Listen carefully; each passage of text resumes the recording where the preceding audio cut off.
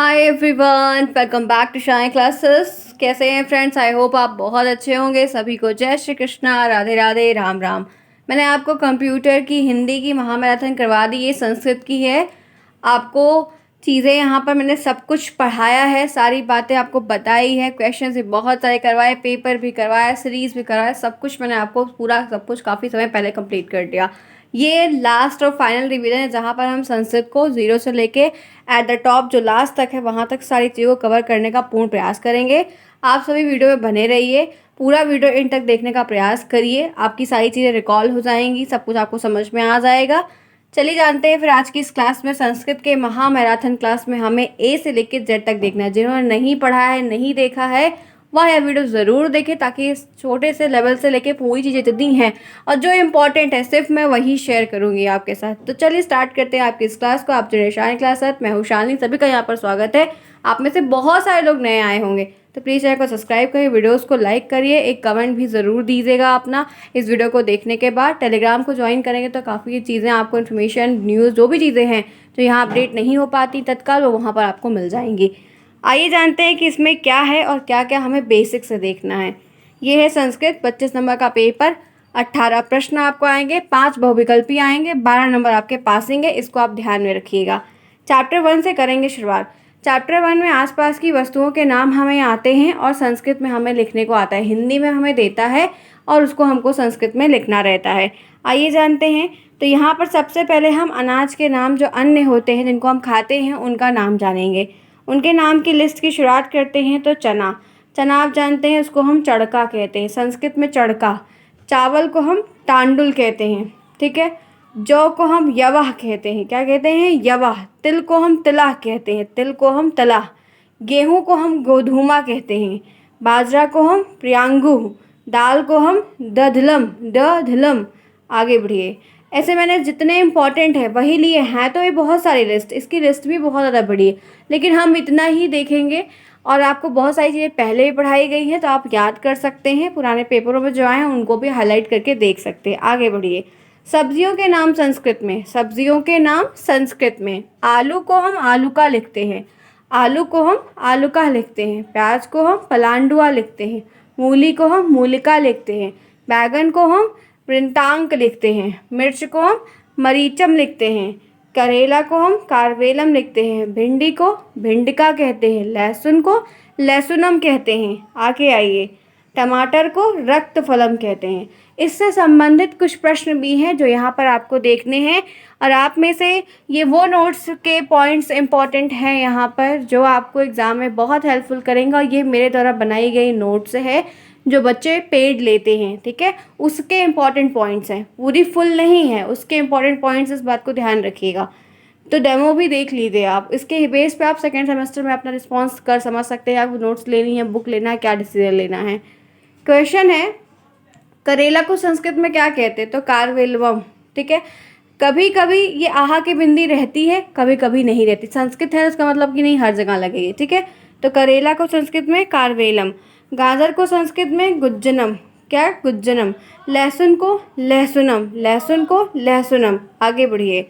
Next देखिए, सब्जियों के नाम। अब मैंने एक पूरा इमेज ले लिया है ताकि आपको ढेर सारे एक साथ करवा दूँ। तो यहाँ पर सब्जी को साका, आलू को आलूका, प्याज को पलांडुआ, भिंडी को भिंडिका, गोभी को गोजीवा, गोजीवा। आगे देखिए।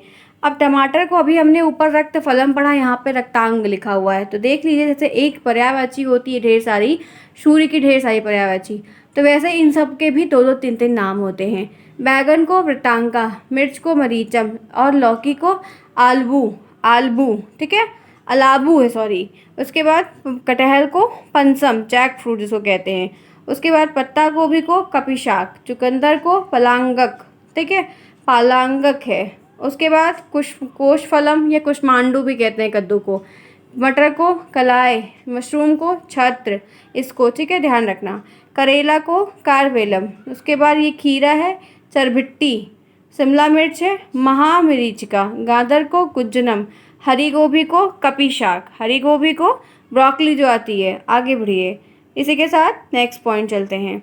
फूलों के नाम संस्कृत में, तो फूल को पुष्पा, गुलाब को पाटलम, ठीक है, पाटलम। ये गुड़हल का फूल है जिसको हिंदी में ये जशवादम लिखे हैं चित्रपुष्पी। मोगरा को मल्लिका, कुमुदनी को यूथिका, कुमुदनी को यूथिका। कमल को उत्पलम, कमल को उत्पलम। गेंदे के फूल को सतपदम, सथल पदम। चमेली को जाति पुष्पम, चंपा को चंपकम, सूर्यमुखी को दिवाकर। उसके बाद आगे बढ़िए तो कंद पुष्प को कंद पुष्पम, गुलाब गुलबहार को भृंगराज। उसके बाद डहेलिया को डलिया पुष्पम, नरगिस को नरगिस पुष्पम, नीलकमल को कृष्ण कमल कमलम। आगे बढ़िए उसके बाद ये गुलमोहर का फूल राज आभरण, आभरण। कनेर कनेड़ा, करोड़ा। कनेर सफ़ेद और पीला पीला होता है, ठीक है, बहुत अलग अलग कलर में है। धतूरा को धतूरा।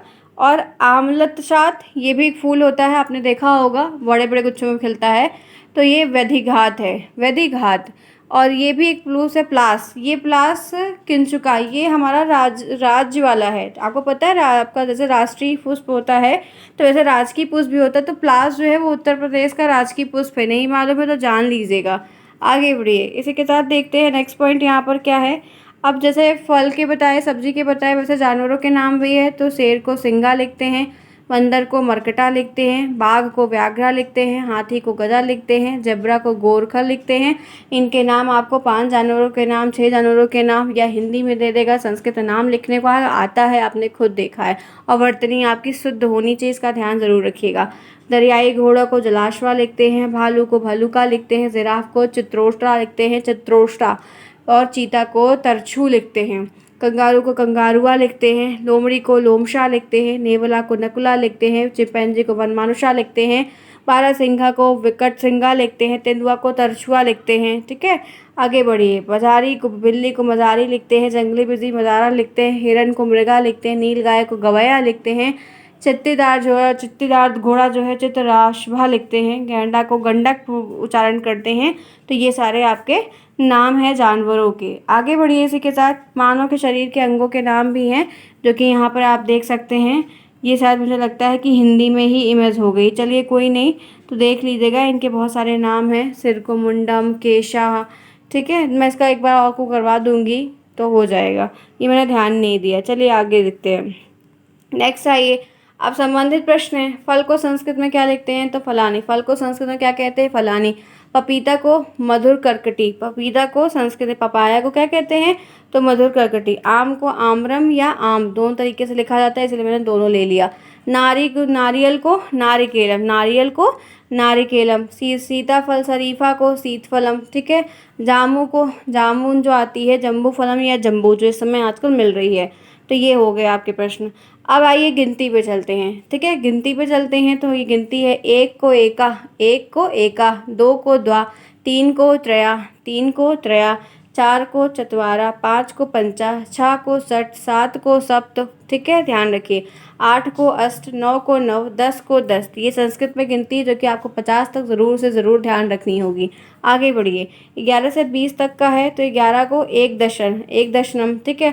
12 को द्वादशन, 13 को त्रयोदशन, 14 को चतुर्दशन, 15 को पंचदशन, 16 को सोदशन, ठीक है, सोडस भी लिखा जाता है, ध्यान रखिएगा। पंचादशा भी लिखा जाता है। 17 को सप्तदशन, ठीक। 18 को अष्टदशन। आगे बढ़िए, 19 को नवदशन, 20 को विंशति। तो इस तरीके से आपको संस्कृत में गिनतियाँ भी आएंगी। आगे बढ़िए, 21 से लेकर 30 तक, तो 21 को एक विंशति, 21 को एक विंशति, 22 को द्वाविंशति, 23 को त्रयोविंशति, 24 को चतुर्विंशति। रुकूंगी नहीं, मैं तेज करने का प्रयास करूँ क्योंकि आपको अभी बहुत सारे करवाने हैं। तो ये ध्यान रखें कि मैराथन क्लासेस काफ़ी हैं। मैं इस वक्त इतना पजल्ड हूँ, इतना फंसी हुई हूँ कि मैं नहीं मैनेज कर पा रही, मेरे से नहीं हो रहा, लेकिन जितना प्रयास है उतना कर पा रही। जब तक कर पाऊँगी, नहीं हुआ तब भले छोड़ूंगी, नहीं तो मैं जल्दी क्विट नहीं करती हूँ। मैं बता नहीं सकती आपको मैं कितना फंस गई हूँ उस वक्त काम की वजह से। 24 का क्या है? चतुर्विंशति। 25 का क्या है? पंचविंशति। 26 का क्या है? षड्विंशति। 27 का क्या है? सप्तविंशति। 28 का क्या है? अष्टविंशति, ठीक है। 29 का नवविंशति। 30 का त्रिंशत। तो आपको 10, 20, 30, 40, 50 ये ध्यान रखना है, ये वाले ज़रूर से ज़रूर आएंगे। आगे बढ़िए, 31 से लेकर 40 तक की गिनती, तो एक त्रिंशत, 31 को एक त्रिंशत, 20 को 32 को द्वित्रिंशत, 33 को त्रैत्रिंशत, 34 को चतुर्त्रिंशत, क्योंकि 30 को हम त्रिंशत लिखते हैं तो जोड़ते जाते हैं, 35 को पंचत्रिंशत, 36 को षटत्रिंशत, 37 को सप्तत्रिंशत, 38 को अष्टत्रिंशत और 39 को देखिएगा एकोनचत्वारिंशत, यही आपको इम्पोर्टेंट है जो ध्यान रखना है, और 40 को चत्वारिंशत। आप लोग जो लास्ट वाले दो होते हैं उनके दोनों याद रखिएगा, वही दोनों हमें फंसाते हैं, बाकी तो हम बनाकर जोड़कर लिख लेते हैं, हमें प्रॉब्लम नहीं होती है। आगे बढ़िए। अब 41 से 50, 41 को एक चत्वारिंशत, 42 को द्विचत्वारिंशत, 43 को त्रचत्वारिंशत, त्रिचत्वारिंशत, ठीक है, 44 को चतुश्चत्वारिंशत, 45 को पंचचत्वारिंशत, 46 को षष्ठचत्वारिंशत, 47 को सप्तचत्वारिंशत, 48 को अष्टचत्वारिंशत, 49 को एकोनपंचाशत, 50 को पंचाशत। तो ये आपको ध्यान रखने हैं। 100 को क्या कहते हैं, कहे, ठीक है, और लाख को, ये सारी चीज़ें बीच बीच की जो बड़ी बड़ी लास्ट वाली हैं वो डिजिट का आपको ज़रूर से ज़रूर आना चाहिए, क्योंकि ये हमें अच्छे नंबर दिला देता है। क्योंकि हम सभी जानते हैं कि शब्द रूप धातु रूप में बहुत दिक्कतें होती हैं आप लोगों, बहुत सारे बच्चों को, तो कम से कम जो सेक्शन याद हो रहा है वो तो तैयार कर लो ना, जिससे नंबर मिल जाए वो तो तैयार कर लो कम से कम, ताकि बैक तो ना लगे। 1000 को हम सहस्त्रम लिखते हैं, सहस्त्रम लिखते हैं, ध्यान रखिएगा। 1000 को हम सहस्त्रम लिखते हैं, वर्तनी बिल्कुल ध्यान रखिएगा। 10,000 को आयुतम लिखते हैं, 10,000 को आयुतम लिखते हैं, 1,00,000 को लक्षम लिखते हैं, 10,00,000 को न्यूनतम और प्रत्युतम लिखते हैं, 1 करोड़ को कोटि लिखते हैं, 1 करोड़ को कोटि लिखते हैं। आगे बढ़िए। तो पहले चैप्टर में आपके जानवरों के नाम, पक्षियों के नाम, फलों के नाम, फूलों के नाम, अनाजों के नाम, शरीर के अंगों के नाम, जितने भी आपको नाम हिंदी में थे वो संस्कृत में मैंने आपको यहाँ तक करवा दिए और बता दिए। आपको यह चीज़ें देखने को मिलेगी। चलिए, जिन्होंने क्लास को अभी तक नहीं लाइक किया, अब एक चैप्टर हो गया तो लाइक तो बनता है। आप लोग के 100+ लाइक्स चाहिए। मैं पढ़ाने में बिजी हूँ तो कम से कम एटलीस्ट आप लोग तो कहिए, ठीक है। बातें कम काम ज़्यादा। लास्ट टाइम में पढ़ लीजिए, लास्ट मोमेंट है, अपने वक्त को मत वेस्ट करिए। चलिए आइए, दूसरा चैप्टर है लिंग वचन की जानकारी। वही लिंग है जो हिंदी में है, वही वचन है जो हिंदी में है। हमने समानता पढ़ा है, बहुत परेशान नहीं होना। लिंग किसे कहते हैं, छोटी सी परिभाषा आपको आती है। तो लिंग शब्द का अर्थ होता है, जिसका अर्थ है एक निशान या एक चिन्ह या एक पहचान। जिस संज्ञा शब्द से व्यक्ति की जाति का पता चलता है उसको हम लिंग कहते हैं। इससे हमें यह पता चलता है कि वह पुरुष जाति का है या स्त्री जाति का, वह हमारा लिंग होता है। आगे बढ़िए इसी के साथ नेक्स्ट। उदाहरण के लिए अगर हम बात करते हैं तो पुरुष जाति की अगर हम बात करेंगे तो बैल, तो बहला है, जिसे संस्कृत में लिखना है तो अजा लिख दो, ठीक है। कुकरा लिख दो। ये हिंदी में उदाहरण है, आप हिंदी में भी लिख दोगे तो चलेगा। जैसे मोस्टली है संस्कृत में पूछा गया तो संस्कृत में ही लिख दो, ठीक है। हाथी को गजा लिख दो, शेर को सिंगा लिख दो, घोड़ा को अश्वा लिख दो। तो इस तरीके से आपको ध्यान। स्त्रीलिंग की बात हो रही है तो गाय को, ठीक है, बकरी है, मोरनी है, मोहनी है, लड़की है, हथनी है। तो आप इस तरीके से लिख सकते हैं, आपको ध्यान रखना होगा। आगे बढ़िए। लिंग के भेद। तो लिंग के 2 भेद हैं, ठीक है। लिंग के 2 भेद हैं, लेकिन यह जो 2 भेद हैं वो आपको संस्कृत में ही रहते हैं, ध्यान रखिएगा। पुल्लिंग और स्त्रीलिंग। लेकिन जब हम संस्कृत में आते हैं तो एक और जुड़ जाता है जो कि नपुंसक लिंग कहलाता है, ध्यान रखिएगा। तो यहाँ पर पुल्लिंग क्या होता है, स्त्रीलिंग क्या होता है, नपुंसक लिंग क्या होता है, वो जानते हैं। पुल्लिंग की अगर हम बात करते हैं तो जिन संज्ञा के शब्दों से पुरुष जाति का पता चलता है वह पुल्लिंग होता है। पिता, राजा, घोड़ा, कुत्तर, बंदर, हंसा, बकरा, लड़की, ठीक है, आदमी, सेठ। आप सोच रहे हैं कि मैम ये तो हिंदी के उदाहरण, ये हिंदी के उदाहरण इसलिए है फ्रेंड्स क्योंकि संस्कृत जो है वो नहीं नोट होती। मैंने आपको संस्कृत के जितने भी इंपॉर्टेंट क्वेश्चंस करवाए हैं बहुत कम ही है जो मैंने आपको ऐसे वर्चुअल नोट में करवाए होंगे, क्योंकि संस्कृत को नहीं टाइप कर सकते, नहीं लिखते बनता है। इसी वजह से इन सब में जो आहा की बिंदी है वो नहीं लग पाई, यही रीज़न है। तो आप लोग इसको अपने साथ ज़रूर लगा लीजिएगा। मैं क्लियरिटी बोलती हूँ, साफ बात बताती, इधर उधर का गोल गोल नहीं घुमाती, ठीक है। तो आप इसके संस्कृत में उदाहरण जो आपको संस्कृत में पुल्लिंग के याद हो वो लिख दीजिएगा। हिंदी में लिखा है यही संस्कृत बना दो, ठीक है। चलो आगे। पुल्लिंग की अब इसमें कुछ अपवाद भी है। अपवाद आप जानते हैं, कुछ चीज़ें हैं लगती हमें ऐसे प्रतीत होती है कि पुल्लिंग हो लेकिन वो नहीं होता है। जैसे पक्षी, फरवरी, एवरेस्ट, मोती, मोतिया, दिल्ली, स्थित, ये सब पुल्लिंग शब्द नहीं हैं। आगे बढ़िए। पुल्लिंग की पहचान बहुत छोटी सी पहचान है जिसके द्वारा आप कुछ प्रश्नों को पहचान सकते हैं। जिन शब्दों के पीछे जो भी शब्द लिखा है, ठीक है, बहुत सारे शब्द लिखे रहते हैं, उन्हें पहचानने को आता है। तो जिन शब्दों के पीछे आ छोटा हो, तो छुत्वा हो, बड़ा हो, आओ हो, पा हो, पन हो, ना हो, ये प्रत्यय आते हैं वो हमेशा पुल्लिंग होते हैं। यानी कि ऐसे शब्द जो इन प्रत्ययों का इस्तेमाल करके या प्रयोग करके बनाए गए होते हैं वो हमारे पुल्लिंग होते हैं और हम इनसे पहचान जाते हैं कि यह पुल्लिंग है। जैसे मन, ठीक है, तन, वना, सिंघा, रामा, कृष्णा, इस सतित्व, देवत्व, तो ये सब क्या है? बचपन, लड़कपन, लेन देन, सब पुल्लिंग है। इसी के साथ नेक्स्ट, पर्वतों के नाम पुल्लिंग होते हैं। ध्यान रखिएगा, चाहे वो संस्कृत में लिखे हो चाहे वो हिंदी में लिखे हो, पर्वतों के नाम पुल्लिंग होते हैं। हिमालय, हिमाचला, विंध्याचला, सतपुड़ा, ठीक है, ये सब माउंटेन्स के नेम हैं जो कि हमारे हिंदी में हैं, पुल्लिंग में हैं। दिनों के नाम पुल्लिंग होते हैं। सोमवार, मंगलवार, बुधवार, रविवार, सब के सब जितने भी नाम होते हैं दिनों के नाम वो हमारे पुल्लिंग होते हैं। देश के नाम जो होते हैं वो भी प्रायः पुल्लिंग होते हैं। भारत, चीना, ईरान, यूरान, रूस, जापान, अमेरिका, पाकिस्तान, उत्तर प्रदेश, हिमाचल, जो भी हैं सब, ठीक है। उत्तर प्रदेश फिलहाल देश में नहीं आएगा, ठीक है, राज्य में आएगा, काट दो उसको, ध्यान रखना। आगे बढ़ो। धातुओं के नाम भी आपके पुल्लिंग होते हैं, प्रायः पुल्लिंग होते हैं। यहाँ तक क्लियर सभी को? समझ में आई बातें? चलिए आइए, स्त्रीलिंग क्या होता है। जिन संज्ञा शब्दों से स्त्री जाति का पता चलता है वो स्त्रीलिंग है। हंसनी, लड़की, बकरी, माता, रानी, बहुत सारा, ठीक है, आप लिख लेना। अपवाद की बात करते हैं, जनवरी, मई, जुलाई, सारे मंथ के नाम नहीं होते हैं। मक्खी, ज्वार, अरहर, मूंग, चटनी, लस्सी, ई, तो ऐसे बहुत सारे हैं जो अपवाद में हैं। आपको बस देखो, सिंपल सी बात है दोस्तों, परिभाषा लिखने को आएगी, लिख देना और एक दो एग्जाम्पल नीचे लिख देना, बाकी कुछ ना परेशान हो, कुछ नहीं आने वाला है, ठीक है। चलो, अब यहाँ पर कुछ चीज़ें और हैं, जैसे जो पुल्लिंग शब्दों में स्त्रीलिंग बनाया जाता है तब प्रत्यय के शब्दों को जोड़ा जाता है। हम जब पुल्लिंग शब्दों को स्त्रीलिंग बनाते हैं तो उसमें हमेशा प्रत्यय लगाते हैं तब वह बनता है। जैसे यहाँ पर देख लो, क्या है? बड़ा, तो इसमें बड़ी ई की मात्रा लगाए तो बड़ी बन गया। भला है तो भली बन गया। योगी है, इनी लगाए, इनी प्रत्यय, ई प्रत्यय, इनी प्रत्यय और इन प्रत्यय, इसके बारे में बता रहा है। तो योगी में इनी जोड़ दे तो योगिनी हो गया। कमल में इनी जोड़ दे तो कमलिनी हो गया। इन में, धोबी में इन जोड़ दिए तो धोबिन हो गया।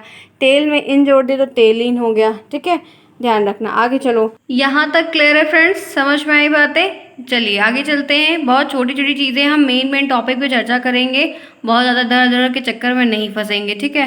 जैसे देखिए, ये तीसरा पॉइंट है, भाषा और बोलियों और लिपियों के नाम भी स्त्रीलिंग के होते हैं।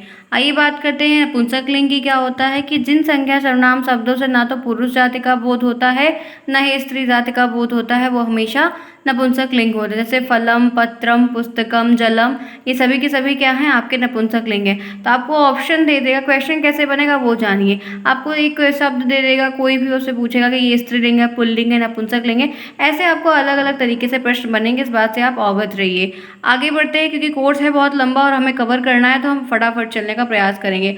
तो यहाँ पर कुछ नियम भी है, जैसे फूलों के नाम नपुंसक लिंग होते हैं। पहला नियम तो ये है आपका, पुष्पम, कमलम, ठीक है, तो ये फूलों के नाम नपुंसक लिंग होते हैं। फलों के नाम भी जो है वो नपुंसक लिंग होते हैं। फल के नाम है, आम को आम्रम, अनार को दाड़िमम, केला को कदली फलम, ठीक है, बेर को बदली फलम, बद्री फलम। तो ऐसे आपको पता होना चाहिए, ये सब नपुंसक लिंग में आते हैं। संख्यावाचक जो शब्द होते हैं जिनके रात में, अंत में रात आता है, द्विरात्रम, पंचरात्रम, तो ऐसे शब्द जो होते हैं वो प्रायः नपुंसक लिंग होते हैं। आगे बढ़िए, क्रिया विशेषण शब्द जो होते हैं वो भी हमारे नपुंसक लिंग होते हैं। आगे बढ़िए, जैसे यहाँ पर क्या दिया है, अश्वा शीघ्रम धवति, तो क्रिया कर रहा है ना, क्योंकि घोड़ा दौड़ रहा है। कच्छपा तीव्रतम वदति, तो वो क्या है? चल रहा है, बोल रहा है। तो इस तरीके से आपको ये ध्यान रखना है, जहाँ पर क्रिया वाली बात हो रही है, क्रिया की चीज़ें आ रही, काम हो रहा है, वो नपुंसक लिंग में। कुछ कुछ चीज़ें आएंगी, सारी नहीं आएंगी, 5 ही तो ऑब्जेक्टिव आना है आपको। आगे बढ़िए, आप देखिए, कुछ आपको लिंग परिवर्तन का पूछ लेता है कि पुल्लिंग दिया तो उसका स्त्रीलिंग क्या होगा। तो कवि का कवित्री होगा, विद्वान का विदुषी होगा, नेता का नेत्री होगा। आगे देखिए, महान का महती होगा, ठीक है, साधु का साध्वी, दादा का दादी, बालक का बालिका लिख देना, घोड़ा का घोड़ी, शिष्य का शिष्या, छात्र का छात्रा, बाल का बाला, धोबी का धोबिन, पंडित का पंडिताइन, हाथी का हथनी, ठीक है, ठाकुर का ठकुराइन, नर का मादा, ऐसे पुरुष का स्त्री, युवक का युवती, सम्राट का सम्राज्ञी, मोर का मोरनी, सिंह का सिंघनी, ऐसे आपको मिलने को आएगा, ठीक है। सेवक का सेविका, अध्यापक का अध्यापिका, पाठक का पाठिका, लेखक का लेखिका। आहा की बिंदी ऐड कर दीजिएगा, बस आपका संस्कृत बन जाएगा। दर्जी का दर्जिन, ग्वाला का ग्वालिन, मालिक का मालिन, मालकिन। आगे बढ़िए, अब बात कर लेते हैं वचन की। वचन क्या है इनके बारे में। संज्ञा के जिस रूप से संज्ञा की संख्या का बोध, संज्ञा की संख्या का बोध कराने वाले शब्द वचन कहलाते हैं। अर्थात व्याकरण में वचन संख्या का बोध कराता है। जो व्याकरण में वचन क्या होता है वो संख्या का बोध कराता है। जैसे बच्चा गाता है, बच्चे गाते, तो बच्चा गाता है वो मतलब है कि एक बच्चा गाता है, बच्चे गाते का मतलब ढेर सारे बच्चे गाते हैं। ठीक है, एक से ज्यादा कई बच्चे गाते हैं, दो हो सकते हैं, तीन हो सकते हैं। आगे बढ़िए, वचन के प्रकार जो होते हैं वो दो होते हैं, एक वचन और बहुवचन, जो कि हम जानते हैं। आगे चलते हैं, फटाफट देखेंगे। तो यहाँ पर आप देख सकते हैं कि जबकि संस्कृत में 3 प्रकार के वचनों को ऐड किया, जैसे लिंग 3 प्रकार के हैं, वैसे एक वचन, द्विवचन और बहुवचन। अब इनके बारे में हम एक वचन क्या जानेंगे। शब्द के जिस रूप से किसी एक ही, जिस रूप से एक संख्या का बोध, एक संख्या का बोध हो रहा है कि वस्तु का एक बोध हो रहा है, वो हमारे एक वचन होते हैं। नेता, घड़ी, पुस्तक, घोड़ा, लड़का आदि, ये सब क्या है, ये सभी के सभी एक वचन। जैसे एक घोड़ा, तो यहाँ पर अश्वा लिखा है, अश्वा का मतलब एक घोड़ा पुल्लिंग है। बालिका एक लड़की स्त्रीलिंग है। फलम एक फल नपुंसक लिंग है। तो ये एक संख्या का बोध कर रहा है कि ये एक वचन है, एक ही है। आगे बढ़िए, जैसे और उदाहरण देख लीजिए। सिंह गरजता है, सिंह आपको हो सकता है कि ऐसे अनुवाद जो आते हैं वैसे ही आएंगे। तो सिंह गरजता है, तो सिंहा गर्जति। सैनिक जाता है, सैनिका गच्छति। मृग चरता है, मृग को संस्कृत में मृगा लिखते, चरना को चरती, तो मृगा चरति। अश्वा दौड़ता, अश्व दौड़ता है, अश्वा धावति। कोयल कूजती है, कोकिला कूजती। बालक गिरता है, बालका पतति। तो इस ये कॉलन नहीं है, यहाँ पे बिंदी होगी। तो ये आपको ध्यान रखना है कि अनुवाद भी ऐसे आएंगे और ये सारे के सारे आपके एक वचन के उदाहरण हैं, एक वचन के उदाहरण हैं। आगे बढ़िए, राम आता है तो रामा आगच्छति, रमा आगच्छति। द्विवचन क्या होता है, संज्ञा आदि के शब्दों से, जैसे दो संख्या का बोध हो, जहाँ पर दो का बोध हो वो हमारे द्विवचन होते हैं। अश्व यानी कि दो घोड़े, अश्व यानी कि दो घोड़े। बालिके यानी कि दो लड़कियां। फले यानी कि दो फल, तो ये पुल्लिंग है। स्त्रीलिंग ये नपुंसक लिंग भी बता रहे हैं, साथ ही साथ वचन भी बता रहे हैं। अब इनके एग्जाम्पल्स देख लेते हैं। दो घोड़े दौड़ते हैं, अश्वो धावता। दो मृग चरते हैं, मृगो चरता। दो कौवे बोलते हैं, काको वददा। तो इस तरीके से आपको दो की जो संख्या है, दो वचन की जो बात है वो उदाहरण के सहित बताई जा रही है। चलो बात कर लेते हैं बहुवचन की। बहुवचन क्या होता है, शब्द के जिस रूप से एक से अधिक वस्तुओं का बोध हो तो उसको हम बहुवचन कहते हैं। घड़ियां, लड़के, पुस्तकें, घोड़े, सड़कें इत्यादि सभी के सभी हमारे बहुवचन हैं। आगे बढ़िए, जैसे अश्वा, बड़े आ की मात्रा लगी, आहा की बिंदी, कई घोड़े पुल्लिंग लिंग। बालिका कई लड़कियां स्त्रीलिंग। फलानी कई फल नपुंसक लिंग। अश्वा धावंती घोड़े दौड़ते हैं। खगा उत्पतंती पक्षी उड़ते हैं। जना हसंती मनुष्य हंसते हैं। शिष्या लिखंती शिष्य लिखते हैं। सिंघा गर्जंती सिंह गरजते हैं। मृगा चरंती मृग चरते हैं। उसके बाद आप देख सकते हैं सुका वदंती तोते बोलते हैं। बालका पठंती बालक पढ़ते हैं। तो इस तरीके से आप जो है एक वचन दो वचन के, हो सकता है कि आपको आए कि एक वचन की परिभाषा बताइए द्विवचन की, तो आप लिखिएगा छोटी सी परिभाषा, उसके दो उदाहरण आप वहाँ पर नीचे जरूर लिख दीजिएगा। आगे चलिए, एक वचन और बहुवचन में कुछ महत्वपूर्ण उदाहरण भी वो भी देख लीजिए। जैसे बच्चा लिखा है तो बच्चे का बच्चे बहुवचन होगा। पत्ता है तो पत्ते का पत्ते होगा। जूता का जूते होगा, ये बहुवचन है। आगे चलिए, गन्ना का गन्ने होगा। पंखा का पंखे होगा। ताला का ताले होगा। आगे देखिए, केला का केले होगा। कुत्ता का कुत्ते होगा। कपड़ा का कपड़े होगा। नेक्स्ट है, बेटा का बेटे होगा। गधे का गधे होगा। गधा का गधे होगा। नेता का वही होगा। कमरा का कमरे होगा। पैसा का पैसे होगा। आगे चलिए, लोटा का लोटे होगा। रास्ते का रास्ता का रास्ते होगा। नाक का नाके होगा। पूंछ का पूंछे होगा। आगे देखिए, सड़क का सड़कें होगा। चीज़ का चीज़ें होगा। आँख का आँखें होगा।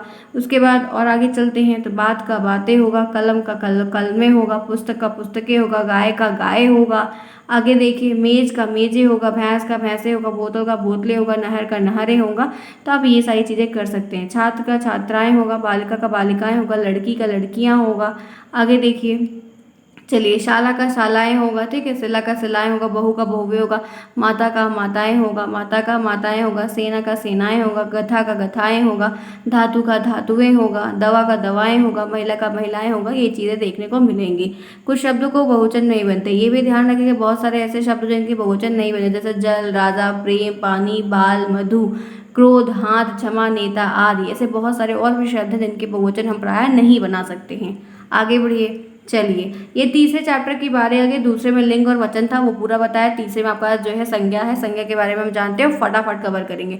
संज्ञा की परिभाषा क्या होती है बताइए, एक शब्द में उदाहरण लिखिए। संज्ञा का शाब्दिक अर्थ होता है नाम, किसी व्यक्ति, गुण, प्राणी व जाति, स्थान, वस्तु, क्रिया और भाव आदि के नाम को हम संज्ञा कहते हैं। संज्ञा के भेद की अगर हम बात करते हैं तो यहाँ पे आप जातिवाचक, भाववाचक, व्यक्तिवाचक, समूहवाचक और द्रव्यवाचक, तो ये प्रायः 5 भेद हैं जिनको आपको ध्यान रखना होगा। इनकी एक छोटी सी परिभाषा, उसका एक छोटा सा उदाहरण आपको क्लियर होना चाहिए। जातिवाचक संज्ञा क्या होती है, जिस शब्द से एक ही जाति के अनेक प्राणी, वस्तु का बोध होता है उसे हम जातिवाचक संज्ञा कहते हैं। उसे हम जातिवाचक संज्ञा कहते हैं। जिस शब्द से किसी जाति का संपूर्ण बोध होता है उसे हम उस पूरी श्रेणी की जातिवाचक संज्ञा से संबोधित करते हैं। जैसे मोटरसाइकिल, कार, टीवी, पहाड़, तालाब, गांव, लड़का आदि सब जाति में आ जाएगा।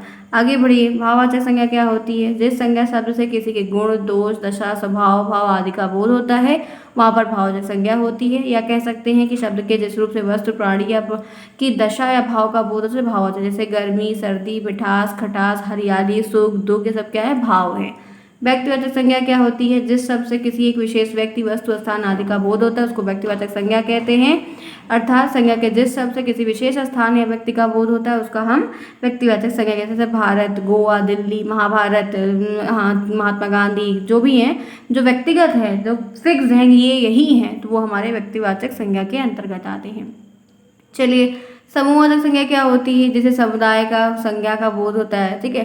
जिस संज्ञा शब्द से समूहों का बोध होता है उसको हम समूहवाचक संज्ञा कहते हैं। गेहूं का ढेर, लकड़ी का गट्ठर, विद्यार्थी का समूह, घड़ी, सेना आदि। आगे बढ़िए, द्रव्यवाचक संज्ञा क्या होती है, जो शब्द से किसी द्रव्य या पदार्थ जाति का बोध कराते हैं वो द्रव्यवाचक संज्ञा होते हैं। या कह सकते हैं कि जो शब्द किसी पदार्थ, धातु, द्रव्य को दर्शाते हैं वो द्रव्यवाचक संज्ञा होते हैं। गेहूँ, तेल, पानी, सोना, चांदी, दही, स्टील, घड़ी, लकड़ी आदि। सर्वनाम की परिभाषा, मेरे तेज बोलने का, करने का सिर्फ इतना अभिप्राय है कि मेरे पास वक्त कम है और ये at the end of the month है, मुझे अपने भी बहुत सारे काम है और आपका भी इसी एग्ज़ाम है तो इसलिए मैं तेज बोलने का प्रयास करी, तो इसलिए आप लोग एकदम बी सीरियस होकर सुनने का प्रयास करिए, ठीक है। चलिए, और पढ़ा भी ये सामान्य चीज़ें हैं। सर्वनाम की परिभाषा और भेद बताइए। संज्ञा, सर्वनाम सब जानते हैं, हम पढ़ते हैं, यही इसी से पढ़ते पढ़ते चीज़ों को देखा है हमने। सर्वनाम को संज्ञा के स्थान पर रखा जाता है। वाक्य में सर्वनाम वह शब्द होता है जिसके प्रधानाधीन आदमी की जगह पर उपस्थित होता है, ठीक है। आप और छोटी सी परिभाषा अच्छी से भी लिख सकते हैं, ठीक है। संज्ञा के स्थान पर प्रयुक्त होने वाले शब्द को हम सर्वनाम कहते हैं। ये संज्ञा की पुनरावृत्ति करता है। जैसे मूल सर्वनाम जो है वो टोटल 11 है, मैं, तू, यह, वह, आप, जो, सो, कौन, क्या, कौन, कुछ आदि, ठीक है, ध्यान रखिएगा। आगे बढ़िए, उदाहरण के रूप में क्या है, सीता ने गीता से कहा मैं तुम्हें पुस्तक दूंगी, ठीक है। सीता ने गीता से कहा मैं बाजार जाऊंगी। सोहन एक अच्छा विद्यार्थी है, वह रोज स्कूल जाता है। तो यहाँ पर वह है, मैं है, ये सब क्या है, सभी के सभी आपके सर्वनाम हैं। आगे बढ़िए, सर्वनाम के भेद, पुरुषवाचक सर्वनाम, निजवाचक सर्वनाम, निश्चयवाचक सर्वनाम, अनिश्चयवाचक सर्वनाम है। साथ ही साथ आपके संबंधवाचक सर्वनाम और प्रश्नवाचक, 6 प्रकार के सर्वनाम के भेद है। सर्वनाम के भेद कितने होते हैं, सारी चीज़ों को ध्यान रखना होगा। अगर प्रश्न बनता है तो आप कैपेबल रहो कि हाँ कर लो। पुरुषवाचक सर्वनाम की परिभाषा है, जिन शब्दों से व्यक्ति का बोध होता है उसे पुरुषवाचक सर्वनाम कहते हैं। इनका प्रयोग व्यक्तिवाचक संज्ञा की जगह पर किया जाता है। इसका प्रयोग स्त्री और पुरुष दोनों के लिए भी होता है, ठीक है। यहाँ पर क्या है देखिए, जैसे मैं, तू, वह, हम, आप, वह सब, ये सब क्या है, ये सभी के सभी पुरुषवाचक सर्वनाम के उदाहरण हैं। निजवाचक सर्वनाम क्या होता है, निज शब्द का अर्थ होता है अपना और वाचक का अर्थ होता है बोध। अपनेपन का जहाँ पर बोध होता है, जहाँ पे अपनत्व की बात होती है वहाँ पर निजवाचक सर्वनाम होता है। अर्थात जिन सर्वनामों का प्रयोगकर्ता के साथ अपनेपन का बोध कराने के लिए किया जाता है वहाँ पर निजवाचक सर्वनाम होता है। जैसे हमें, तुम, अपने, आप, अपने आप का, निजी, खुद, स्वयं, आपका, ये सभी के सभी निजवाचक सर्वनाम है। निश्चयवाचक सर्वनाम क्या होता है, जिन शब्दों से किसी व्यक्ति, वस्तु अथवा घटना का निश्चयात्मक रूप से जो है वर्णन हो वो निश्चयवाचक है। जैसे यह, वह, वे, ये सभी क्या हैं आपके निश्चयवाचक सर्वनाम है। वह मेरा गांव है, यह मेरी पुस्तक है, वह मेरा गांव है, ये मेरा, यह मेरी, वह, यह, ये सब जो हैं सभी निश्चयवाचक है। देखो वह, यह, ये आदि शब्द जो होते हैं ये आपके निश्चित वस्तुओं का संकेत करते हैं, इसीलिए हम इन्हें प्रायः निश्चयवाचक सर्वनाम कहते हैं। अनिश्चयवाचक क्या होता है, जिन शब्दों से किसी व्यक्ति, वस्तु आदि का निश्चय पूर्ण बोध ना हो, कोई चीज़ निश्चित ना हो। जैसे कोई, कुछ, कौन, किसी, किसको, किन्हीं को, किन्हीं ने, को, जौन, तौन, जहाँ, वहाँ आदि। कौन आया है, क्या है, तो ऐसी चीज़ें अनिश्चयवाचक जो चीज़ स्थायी ना हो। संबंधवाचक क्या होता है? जिन शब्दों से परस्पर संबंध का पता चले उसे संबंधवाचक सर्वनाम कहते हैं। जिन शब्दों से दो पदों के बीच का संबंध पता चलता है उसे संबंधवाचक सर्वनाम कहते हैं। ठीक है, जहाँ पर हमें दो पदों के मेल के बीच का संबंध बताया जा रहा है, ऐसा प्रतीत हो रहा है, वो संबंधवाचक है। जैसे जिन शब्दों से किसी व्यक्ति वस्तु का एहसास होता है लेकिन उसका निश्चित रूप पता नहीं चलता, वो निश्चयवाचक सर्वनाम है। जैसे, वैसे, जिसका, जिसका, जो, सो, वो, ये सभी के सभी होते हैं। आगे बढ़िए। पुरुषवाचक सर्वनाम क्या होता है? जिन सर्वनाम शब्दों से प्रश्न पूछने के लिए प्रयोग किया जाता है। पुरुषनाम कौन, किसका, क्या, किसको, किसने, किस लिए, कहाँ पर, क्या, ये सभी के सभी पुरुषवाचक होते हैं। संयुक्त सर्वनाम क्या होता है? एक हेडिंग और ध्यान रखिएगा। संयुक्त सर्वनाम अलग श्रेणी के सर्वनाम में होते हैं। सर्वनाम से इसकी भिन्नता इसलिए है क्योंकि इसमें एक शब्द नहीं बल्कि एक से ज़्यादा शब्द होते हैं।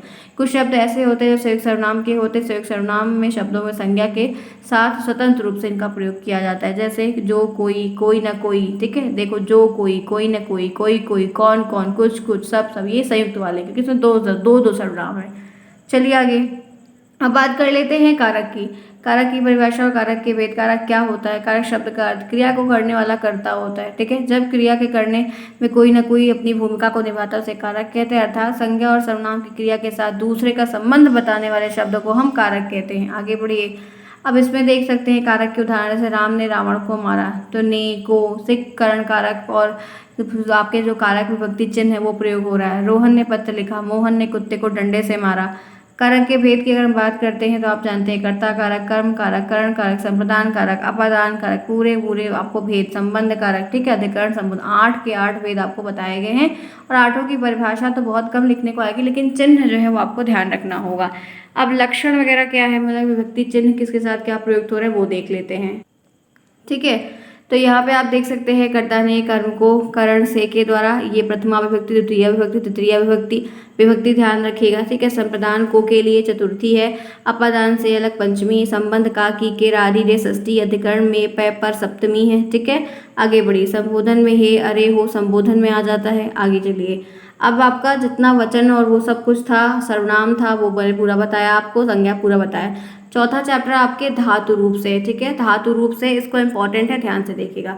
धातु रूप की परिभाषा आती है कभी कभी संस्कृत व्याकरण में क्रियाओं के मूल रूप को धातु कहते हैं। कभी कभी क्या अक्सर आती है जो संस्कृत शब्दों का निर्माण करता है। धातु शब्द का अर्थ होता है धारण करना। धातु शब्द का अर्थ क्या होता है? धारण करना या फिर रखना।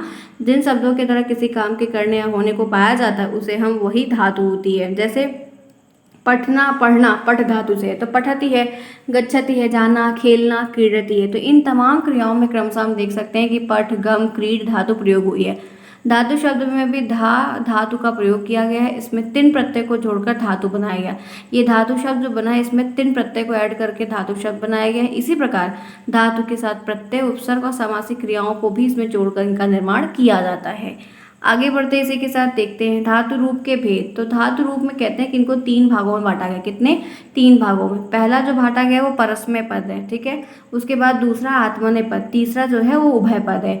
तो परस्मय पद क्या होता है? जिस वाक्य में क्रिया का फल कर्ता को छोड़कर अन्य कर्म को मिलता है, कर्ता पर नहीं पड़ रहा है, उसका जो फल है वो अन्य पर पड़ रहा है, तो वो परस्मय पद है। कृतवाच्य के वाक्य जो होते हैं वो हमेशा कृतवाच्य, आपने पढ़ा होगा, नहीं तो मैं आपको नेक्स्ट सेमेस्टर में बताऊंगी। कृतवाच्य, कर्वाच्य, तो वहाँ पर परस्मय पद का प्रयोग किया जाता है जिसमें कर्ता प्रधान, कर्ता को छोड़कर अन्य पे काम पड़ रहा है।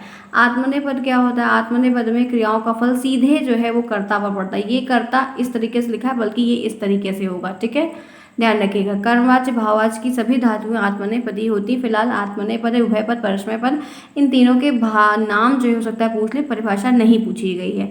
उभय पद क्या होता है? परस्मय पद और आत्मनेय पद के दोनों रूप को चलाने का जो क्रिया का काम होता है वो उभय पद में होता है। आगे बढ़िए। अब इसमें पुरुष की बात आती, 3 पुरुष होते हैं, प्रथम पुरुष, मध्यम पुरुष और उत्तम पुरुष। अब चलिए आगे। प्रथम पुरुष क्या होता है? प्रथम पुरुष को अन्य पुरुष के नाम से भी जाना जाता है। प्रथम पुरुष और अन्य पुरुष दोनों एक ही, अलग नहीं है। प्रथम पुरुष को अन्य पुरुष के नाम से भी जानते हैं। अस्मद और युष्मद शब्द में कर्ताओं को छोड़कर शेष जितने भी कर्ता हो सभी प्रथम पुरुष के अंत। अस्मद और युष्मद 2 नहीं आते, बाकी सब आते हैं।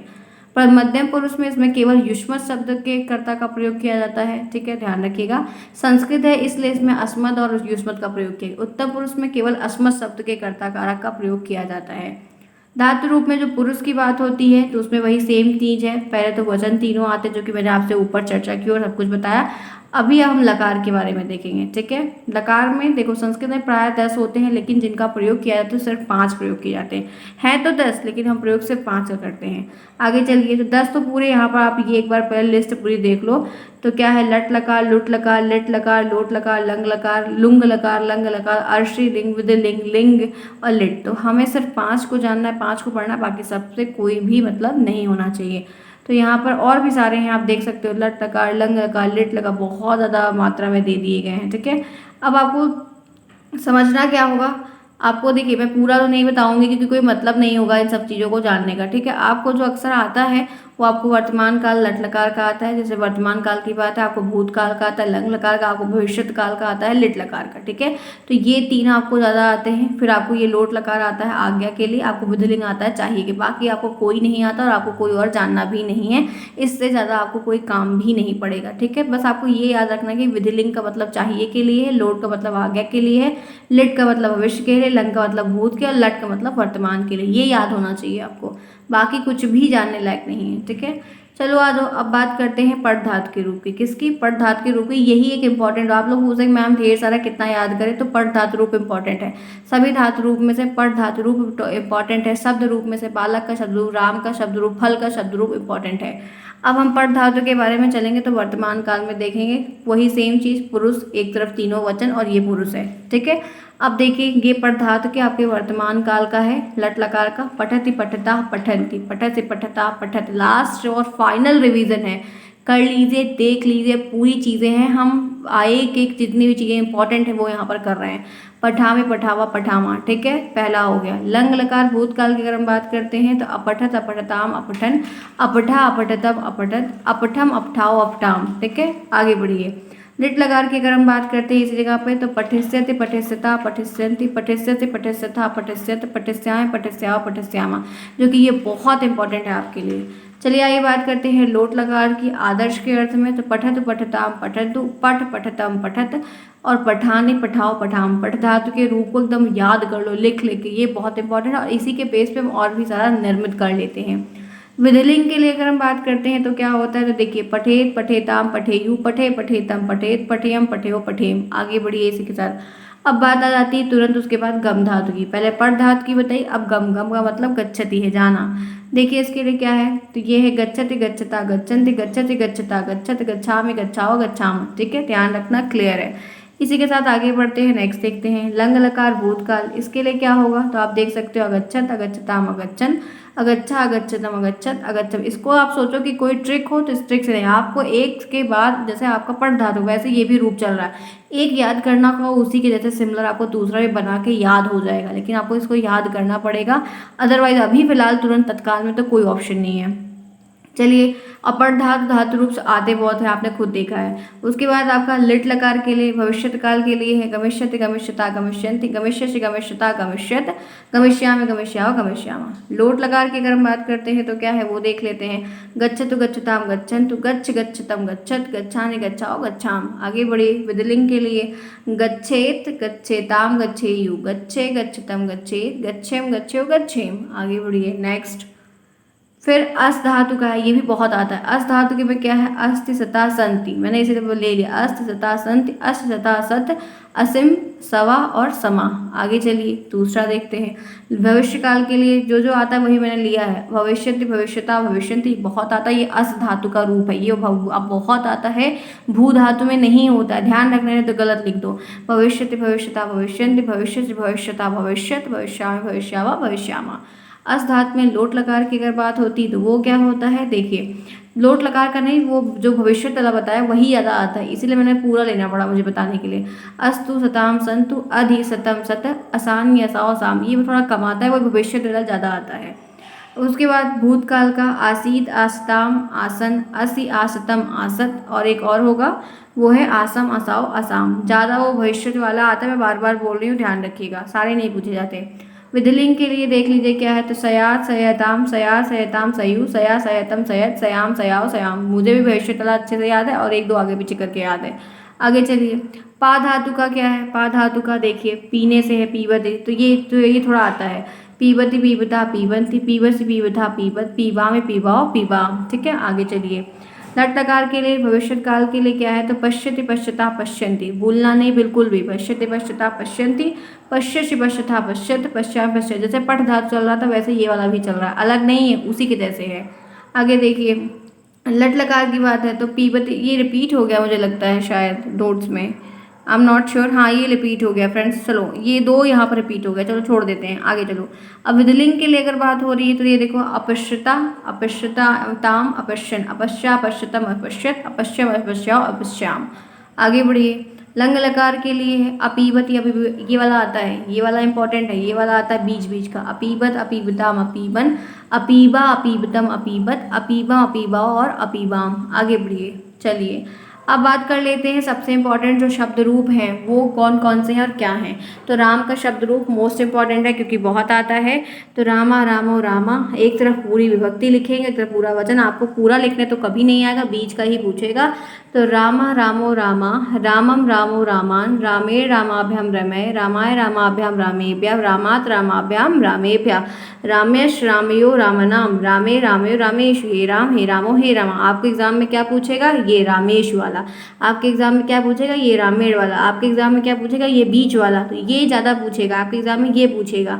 ये बीच वाले कम पूछते हैं, ये लास्ट वाले किनारे वाले आपसे बहुवचन वाले ज़्यादा पूछे जाते हैं। एक वचन द्विवचन वाले कम पूछे जाते हैं, हमेशा आपको एक वचन बहुवचन के लिए पूछे जाते हैं, नहीं तो पूरे तीनों सेट पूछा जाता है। चलो आगे, ये उसकी हिंदी मीनिंग है जो अभी मैं नहीं बताऊंगी, नहीं तो वीडियो बहुत लंबा हो जाएगा। चलो आगे, बालक का बहुत इंपॉर्टेंट है। बालका बालको बालका, बालकम बालको बालकान, ये बहुत आता है, बहुत बहुत बहुत आता है। ठीक है, ये वाला भी बहुत। बालकेन बालकाभ्याम बालकय, बालकाय बालकाभ्याम बालकेभ्यः, बालकात बालकाभ्याम बालकेभ्यः, बालकश बालकयो बालकानां, बालके बालकयो बालकेषु, हे बालक हे बालको हे बालका।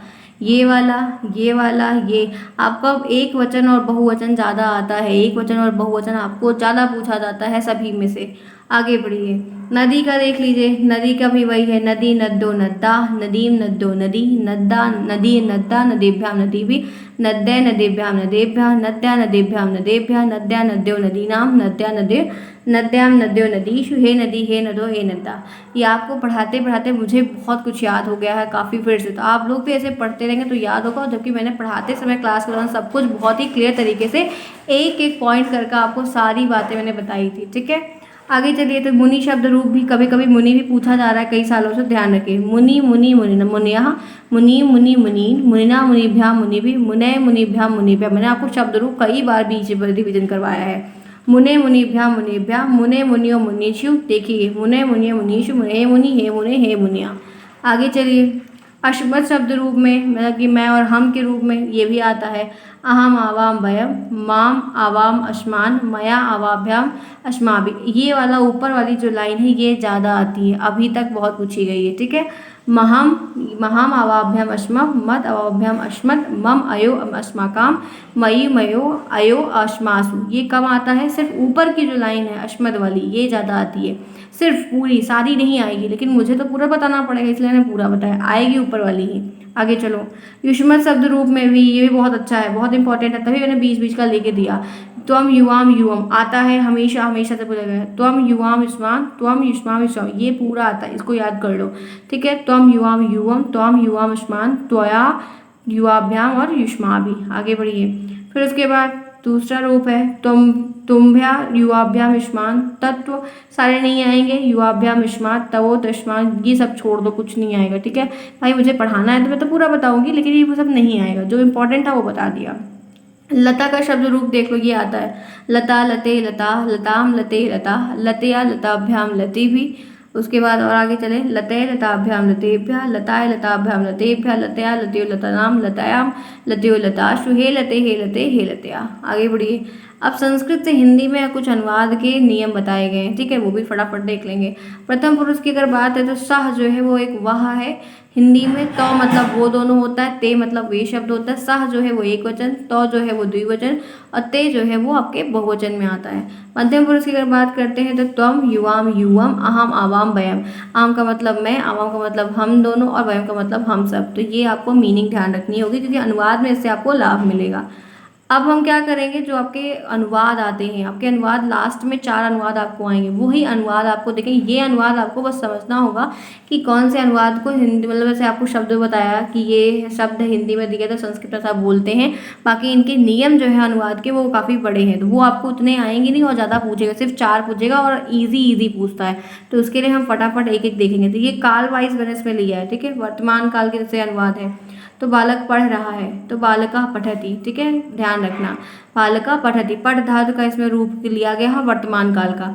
बालिका जा रही है, बालिका गच्छति, गम धातु रूप का रूप लिया गया है, जा रही है वर्तमान काल का लिया गया, तो इसमें धातु रूप का चलता रहता है साथ साथ, ध्यान रखिएगा। मैं जा रहा हूँ, तो मैं को हम हिंदी में अहम लिखते हैं, तो अहम गच्छामि, अहम गच्छामि। यह राम की पुस्तक है, यह को संस्कृत में हम इदम लिखते हैं, राम को रामस्य या रामा भी लिख सकते हैं, तो इदम रामा पुस्तकम अस्ति, क्योंकि पुस्तक को संस्कृत में पुस्तकम लिखते हैं और है की संस्कृत अस्ति होती है। मैं पुस्तक पढ़ता हूँ, अहम पुस्तकम पठामि। आगे बढ़िए, नेक्स्ट देखिए, भूतकाल की अगर बात करते हैं तो मैंने पढ़ा, अहम अपठम, मैंने पढ़ा, भूतकाल में अपठत अपठताम चलता है। बालक पढ़ रहा था, बालका अपठत, राम पढ़ रहा था, रामा अपठत, ठीक है।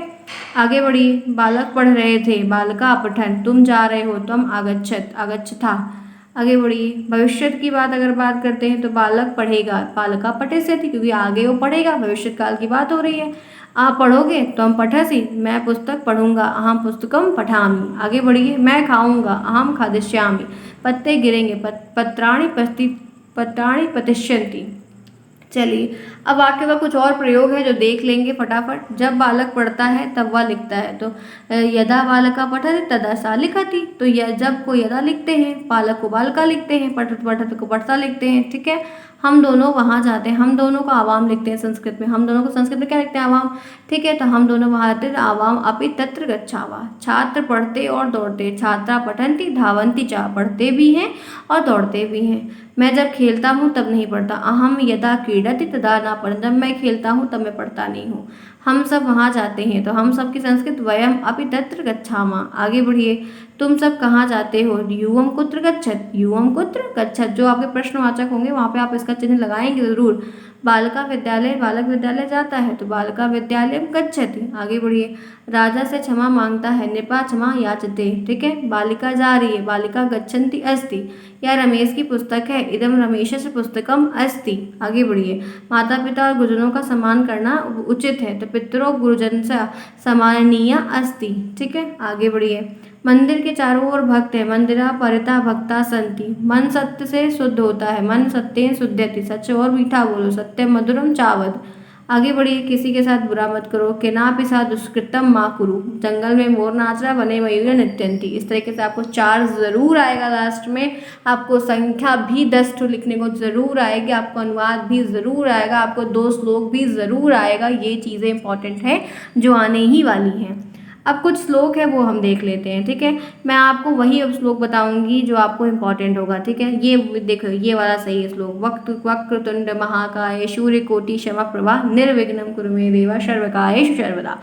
तो हे घुमावदार सूंड वाले विशाल शरीर, करोड़ों सूर्य के समान महान प्रतिभाशाली मेरे प्रभु, हमेशा मेरे साथ कार्य बिना विघ्न के पूरा करें, ठीक है, कृपा करें। तो ये गणेश जी का मंत्र है जिनको हम जो है श्राद्ध में करते हैं। उसके बाद ये गायत्री माता का मंत्र है, ओम भूर्भुवस्वाहा तस्सवितुर्वरेण्यं भर्गो देवस्य धीमहि धियो यो न प्रचोदयात्। तो यहाँ पर है, हम ईश्वर की महिमा का ध्यान करते हैं, जिनसे इस संसार ने, जिसको इस संसार में उत्पन्न किया वो पूजनीय है, जो ज्ञान का भंडार है, जो पापों से अज्ञान दूर करने वाले हैं, ठीक है, और हमेशा प्रकाश दिखाए और हमें सत्य के पथ पर लेवा चले।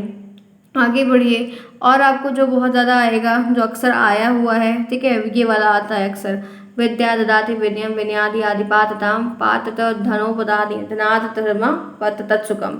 मनुष्य को ज्ञान से ही विनम्रता प्रदान होती है। अगर आप में विनम्रता है तो इसका मतलब आप ज्ञानी हैं, और विनम्रता से ही योग्यता आती, योग्यता से ही धन प्राप्त होता है, जिससे व्यक्ति धर्म के कार्यों को करता है और पूरा जीवन अच्छे से व्यतीत करता है, ठीक है। तो ये कुछ इंपॉर्टेंट श्लोक है, और आपने और भी जो पढ़ के रखे हैं वो भी तैयार कर लीजिए, जो एग्जाम में पेपरों में 4-5 सालों में आए हुए हैं उनका एक कलेक्शन लिख लीजिए बस, ठीक है। 5 पेपर है तो 5 कलेक्शन लिख लीजिए, वो याद कर लीजिए।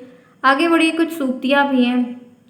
सूक्तियाँ क्या है, अतिथि देवो भव, अतिथि हमारे लिए भगवान के स्वरूप है। हिंदी से संस्कृत में भी कभी कभी आता है, संस्कृत से हिंदी में भी आता है। अश्मो अस्तो माँ सदगम या तमसो माँ ज्योतिर्गम है, जो ज्ञान असत्य है, असत्य से सत्य की ओर ले जाएं और अंधकार से प्रकाश की ओर ले जाएं। आगे बढ़िए। वसुधैव कुटुम्बकम, पृथ्वी के सभी वासी एक परिवार हैं। परोपकाराय सता विभूता, सज्जनों की विभूति हमेशा परोपकार के लिए ही होती है। आगे बढ़िए। विद्या विहीन पुष्प पशुआ, विद्या विहीन जिसके पास विद्या नहीं पशु के समान है। अहिंसा परमो धर्म, अहिंसा ही सबसे परम धर्म है, सबसे बड़ा धर्म है।